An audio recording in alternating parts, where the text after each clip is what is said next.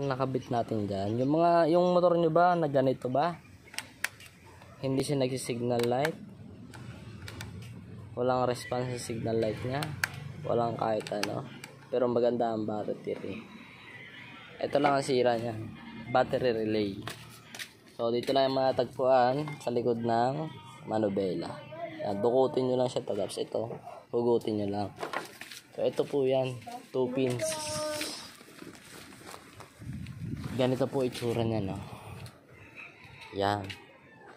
Ganyan ang itsura niyan. So, try natin kung effective ba, kung gagana ba. So, napalitan na po natin ng ng flasher relay. So, nabili ko po yan halagang 85 pesos. Now, testing natin. Ito na siya. Nagpa-flasher na siya. Ha? Flasher na po yan, left and right. Akala ko nung una sira ang battery kaya hindi o kaya fuse, pero dito lang pala yan. Flasher relay. Palitan lang natin yan.